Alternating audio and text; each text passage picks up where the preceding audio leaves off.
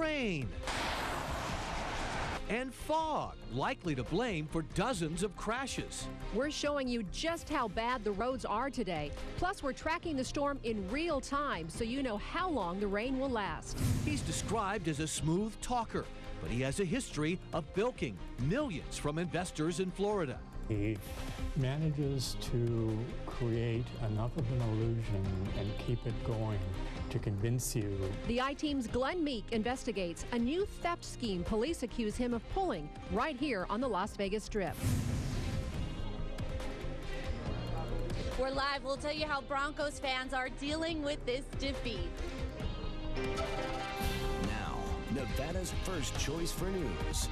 This is 8 News Now, Special Edition. Boy, it was a great day to stay inside and watch football. A rainy, foggy, slippery day across the valley. You're looking at the live view from atop the stratosphere as low clouds passed over us what seemed like all day long, really. Thanks for joining us, everybody, for the special edition of 8 News Now. I'm Paul Joncich. And I'm Denise Valdez. Those clouds made for really poor visibility all across the valley today, and that is likely to blame for dozens of crashes out on the road. Some involved as many as 8 cars. Our Scott Daniels live near Eastern and Sahara with a look at some of the crashes, including one involving a highway patrol trooper. Scott? Paul and Denise, it's only sprinkling right now, but earlier in the day when it was really coming down, this intersection was bubbling over with water, but really the most dangerous stretches of road and the worst of the crashes we found were on our highways. Flooded lanes and slick roads made for a dangerous drive around the Las Vegas Valley. No driver was safe. Even a highway patrol trooper was injured on the job. NHP says the trooper was in a squad car investigating a different crash and was struck by a car that flipped. Several lanes were closed here on the 95 southbound. This mirrored traffic elsewhere. A few miles down west by the Spaghetti Bowl, a big rig jackknifed and a pickup was turned around the wrong direction. Traffic was at a standstill on the roads, but our busiest road, the Las Vegas Strip, looked empty. Welcome to sunny Las Vegas. Hey, wait, there's no one here in front of the sign. Well, that's what happens when it rains in the desert. Step by splashing step, tourists appeared to take some wet photos. We're here with everybody. We've come a long way, so we had to kind of do it anyway. So, and unfortunately, yeah, we got wet at the same time, but that's all right. I was surprised when we woke up. We were looking forward to taking some pictures on the strip, and it was not that much, a bit of a washout. Although you couldn't see the strip through the clouds, the weather made for a unique shot to the typical Las Vegas postcard. We didn't think it was going to rain. We didn't think about an umbrella. I know. We didn't plan for rain. Neither did these drivers who crashed because of the wet conditions. You can download the 8 News Now app to follow live traffic updates. We used it today and found so many wrecks on our roads that we couldn't even keep track. NHP did, of course, and they released some new numbers this evening. They said they responded to 143 wrecks today. 100 people were taken to the hospital. No word if that's a record for the valley. Reporting live this evening, I'm Scott Daniels, 8 News Now. All right, Scott, thanks. Wow, with numbers like that, a lot safer just to stay inside and watch football all day. How much rain do you think we got? Yeah, I'd like to know. And how long is this dreary weather sticking around? Tedd Florendo tracking the storm. Ted, let us know. Hey, guys. Yeah, you know what, though? First off, whoever did the rain dance, thank you very much, because we absolutely need this rain. The bad news, though, of course, it's causing some very slick roads out there, as you just saw from Scott's report. Outside right now, we've got a whole mess of clouds. They're all out there. They're going to stick around. Now let's go to our Valley Doppler radar. As you can see, we had all that bulk of the rain over top of us. Now that's starting to push off towards the northeast. Let's do a little telestrating here. I want to get as detailed as possible for you. Now you can see most of the valley starting to dry out here, especially for those of you south in Henderson, out near the southwest part of the valley. Still some sprinkles right here in the northwest and also the mid to north part of town here, but the bulk of it, like we said, moving off along I-15. Let's zoom out here, and I backed this up 12 hours. Not so much this morning, and then early this morning, there it is, starts moving in. The yellow-red colors here cause some training. This is the heavier, moderate rain, steady rain that came down, and it went on all day, and then we start to see that clearing right about there. That's what we're going to see see throughout the night, some spotty showers. 10-hour rain totals. I want to show you tallies across the region. Picked up almost half an inch across most neighborhoods, about 3/10 of an inch for Green Valley and Henderson, 0.47 up in Aliante, and I just checked in with the ski resort, and up in up at the Mount Charleston Lodge, they picked up about an inch up there. Evening planner shows spotty showers for tonight, nothing widespread. Temperatures will cool off. We've got a slight chance also by midnight. And check out this video from earlier today where it actually shows the wash here at Flamingo, Maryland. A lot of this rain coming down, and we actually had a mattress that pushed through there too as well. So that shows you how strong and dangerous those washes can be during and even after a rainstorm. So be careful. We'll have another update coming up in a couple minutes, which includes the possibility, Paul, of some fog. That's coming up. Back to you. All right, Ted, thanks very much. Well, it's happened again. A man rescued after getting stuck in a palm tree today did not survive. Both North Las Vegas and Las Vegas firefighters called to the rescue near Owens and Pecos around 2 this afternoon. And according to firefighters, the man who was trimming the tree was about 30 feet up and was yelling for help. Firefighters pulled him out of the tree, but we're told he later died. This is the second tree trimmer to die in less than a month.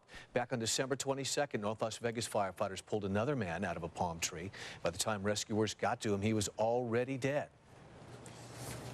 Well, this weekend, sports bars are packed, and it's all thanks to the NFL playoffs. The final game, as you probably just saw, just wrapped up. And Vanessa Murphy is live at the Roadrunner Saloon right near Washington and Buffalo with how some fans might be feeling tonight. Vanessa? Denise, we have a fun group here, but they're not too happy. I have Paul, Broncos fan, with me. Paul, how are you dealing with this loss? Disappointed, but still my heart's with the Broncos. I couldn't think of a better place to be than a Roadrunner for this game. This has been a Roadrunner bar since day number 1. These guys, everybody's awesome here. This is the place to be for a Bronco game, absolutely, positively. Okay, thank you. And we have manager Tim here. I know you were giving away prizes. Describe the atmosphere and how you keep people up. Yeah, you keep people up because you don't get rid of your enthusiasm for the team. And these guys are what makes Roadrunner so awesome when they come out for the Bronco games. They're the reason. We're the Mile High West, you know, west of Denver. And they're why. So they make it fun. That's what keeps them up. Thank you. And you said I had to talk to the youngest fan here, right? Yeah. What does the youngest fan have to say for us? Well, we'll be back next year, and we'll be #1.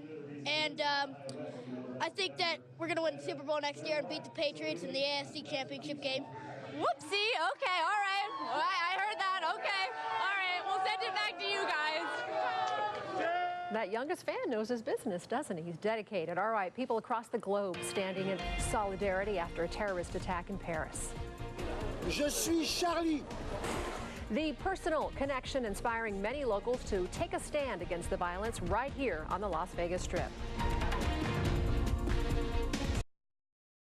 This portion of 8 News Now is brought to you by Health Plan of Nevada.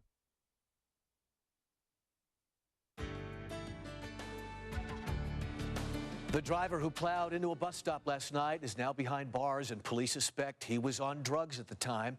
We checked. He's been cited a number of times for things like speeding, no plates, no insurance. And police say Daniel Cronin was the one behind the wheel of that car that struck 4 people last night. A mother, her 2 kids, and another man were waiting for a bus at this shelter on Rainbow and Lake Mead. The man and the kids are recovering, but the mother is in critical condition tonight. Well, Paul, je suis Charlie. The phrase I am Charlie is being repeated again and again by people all across the world now, including Las Vegas, after that terror attack in France. 12 people died earlier this week when a pair of gunmen bombarded the offices of Charlie Hebdo, a satirical newspaper based in Paris. 5 more people died when police finally found and killed the brothers responsible for that attack, and another man sympathetic to their cause.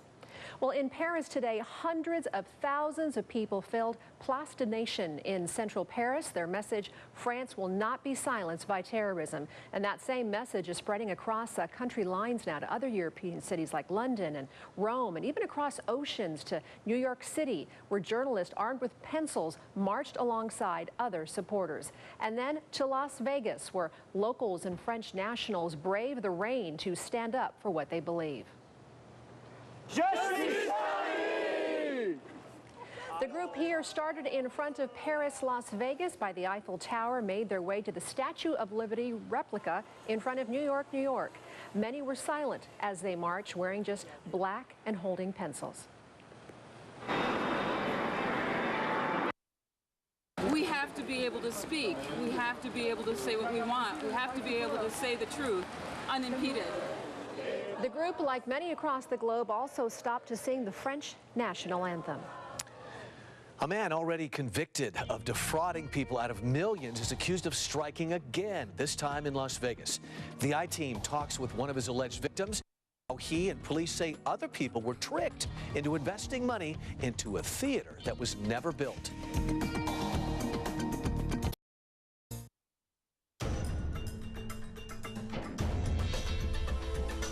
He's a smooth-talking wheeler dealer who pitched investors on the idea of a theater complex on the Strip. But he is also a convicted fraudster who is now facing new charges for theft. The I-Team's Glenn Meek joining us now with an exclusive look at the man behind this theater scheme that has left lawsuits and all kinds of criminal complaints in its wake. One criminal complaint and a number of lawsuits, and when you talk to anybody who's done business with this gentleman, they will almost all tell you he is very persuasive. But a number of people who were in business with him will now also chasing him in court trying to get their money back. And some now kick themselves for not taking a closer look at his background. Angelo Giordano has a penchant for getting his picture taken with local celebrities, from a Sopranos co-star to History Channel's Pawn Stars. But he's also had his picture taken solo. Giordano has an arrest record that dates back to the 1990s. In 2003, he made headlines in Florida after being indicted in a fraud scheme involving gambling ships. He mentioned that he was one of the pioneers in like the poker guys and the online gaming thing, and got caught doing that and served some time for that. It turned out not to be true. In fact, what he was serving time for was bilking investors in a riverboat scheme somewhere in Florida. Giordano was sentenced to more than 5 years in a federal prison for the Florida scheme. In upholding the sentence, the appeals court noted that Giordano defrauded at least 9 investors and First Union Bank of $2,600,000, which he then spent on his lavish lifestyle. Despite convictions for fraud and money laundering, Giordano was able to raise capital and interest from Las Vegas business people a few years ago for a proposed theater complex in the Fashion Show Mall. But construction ground to a halt, and Giordano was sued by contractors and the mall. He manages to create enough of an illusion and keep it going to convince you for the moment that everything is good, everything's legitimate, and there's real reasons why there's delays and all that sort of stuff. Rich Girardin did not invest in the theater project while it was at Fashion Show Mall, but he and a partner fronted Giordano about $50,000 to get the concessions contract at the proposed theater when Giordano moved the plan to Sky Condominium Tower. But Girardin says after numerous delays and pressure from Giordano for more money, he and his partner began to suspect something was amiss. Certainly one of the most blatant indications of what was going on with us in particular is that he had represented and actually signed in our licensing agreement that he owned the second floor of the Sky Condominium building. That's not true. A criminal complaint has been filed by the district attorney against Giordano for 5 counts of theft, listing Rich Girardin among the alleged victims. The complaint alleges Giordano took money from Girardin and his partner as a down payment to operate a concession stand in a building the defendant claimed to own but didn't. Mr. Giordano, I put you on speaker because I want to record this conversation, okay? For broadcast. I tried to get a response over the phone from Giordano, but the line went dead. When I called his number back, I got voicemail. The mailbox is full and cannot accept any messages at this time. Goodbye. We would love to be able to get some of our money back, and I'm sure a lot of the other investors would as well.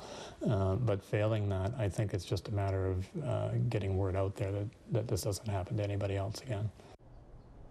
I got a call from Giordano's lawyer, Kurt Smith, who said he hadn't had a chance to see the criminal complaint yet. He said he may be in a position to comment when he has more information about the case. And we don't know if Giordano has turned himself in to authorities yet. He was not in custody at the Clark County Detention Center. We checked about an hour ago. So frustrating for all those investors. Yeah. Yeah. It's, you know, you've got legal lawsuits and now a criminal complaint. Thanks, Glenn. From 8 News Now, this is Neighborhood Weather with Tedd Florendo. What a day of raindrops, clouds, and now we're going to see some fog also develop. These are your current temperatures outside right now. Gorgeous shot also from our stratosphere cam. You can see the moon out there through those clouds. Mostly cloudy, winds about 5. Most areas just staying mostly cloudy, although we're still reporting some sprinkles in some areas, but not all areas. Here are your weather headlines. Clouds, they stay put. Showers slowly start to tape off later on in the evening, and then we will see some areas of fog that will develop. At this point, it shouldn't be dense right now. It should just be patchy. Currently outside, 51 for downtown. Nellis, you're at 52 degrees. Sunrise Mountain at 54. Summerlin, 47 degrees. 50 even for the lakes. Blue Diamond, 50. Centennial Hills, you're about 48 degrees. Those of you in the southwest, about 51. 56 for Mesquite. Boulder City, 52. Prump at 48. Prim, 49. Searchlight, 57. So it's not bad. It's not too chilly outside right now. One thing's for sure, we've got all the cloud cover. That low, I'm tracking it, is down in Southern California. It still has to move into Arizona, so we're not quite done with the showers just yet, because as you can see from the futurecast, we still have the possibility of some of those showers wrapping around that low over to our area later on this evening. By tomorrow, though, it looks like we're going to be watching this one, system number 3 we talked about. That's going to be heading towards the southern Great Basin into Arizona. This has a slight chance to wrap around some showers, just a very slight chance, mainly in the mountains, but most of our area just looking at clouds for tomorrow. So the real big system, like we told you from our earlier newscast, was today, where we'll get most of that rainfall. And then after that, looks like Tuesday we start to dry out, Wednesday even drier. We get more sunshine back in our forecast for the mid part of the week. So your forecast for tonight, here's how it looks. 48 degrees, cloudy skies. Isolated showers, still a possibility. Maybe some sprinkles and areas of fog also will develop tonight. 59 degrees for tomorrow, mainly clouds. Patchy morning fog with light winds in the forecast for tomorrow. It should stay dry, although there could be some areas that could be seeing a slight chance of a sprinkle, mainly in the mountains, but otherwise it's just a slight chance. I want to show you your neighborhoods now. Your highs for tomorrow. Temperatures are still going to be right near average, just slightly above. 62 for Sunrise, Mountain Green Valley at 61. Down at Blue Diamond, Rhodes Ranch for you. Southern Highlands about 59 degrees. St. Rose Parkway at 60. Summerlin at 56. The lakes also at 58 degrees for tomorrow. Now here's your 7-day forecast for the rest of this week. We've got some breezes on Tuesday. Temperatures stay steady in the 60-degree mark, or at least near 60 degrees. Back to more sunshine by midweek. And guys, we're looking at partly sunny skies by next Sunday. Paul, we'll send it back to you, buddy. All right, Ted, thanks very much. Gas under $2 a gallon here in the Valley. It's there if you know where to look, and we'll show you where you can find it even cheaper in Southern Nevada.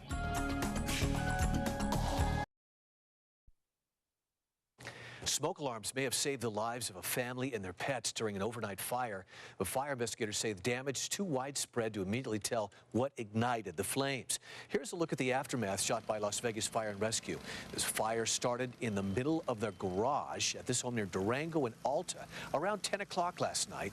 It spread inside the home into a trailer and an RV parked outside. A teenager told firefighters that she woke up thanks to smoke alarms inside the house, then looked outside and saw flames. She went to her parents, and everyone made it out of the house safely. Well, gas is nice and cheap right now in Las Vegas, but it's even cheaper not far from here. Wait until you see the prices in Pahrump. Viewer Bernice Strenberg sent us snapshots of these gas prices over in Nye County. If you've got the cash, the Terribles on Highway 160 will let you fill up for $1.90 a gallon. There are a few gas stations in the Las Vegas Valley offering a gallon of fuel for under $2, and that includes this one, the Smiths at Durango and Elkhorn. You can look for the lowest prices in your area by checking out our website, 8newsnow.com, or also our app. Gas prices, low ones might last longer than this rain, though. That's pretty good. Yeah, that's right. Hey, you know what? At least the rain around, but it's now starting to taper off. Tomorrow we should be a lot drier, I promise you. Great. All right, thanks for watching. Turn off our sprinklers at least for a couple of days. Yes, save some water. Have a great night. Don't forget to join Patrick Walker and Brian Brennan for more local news here at 6:30.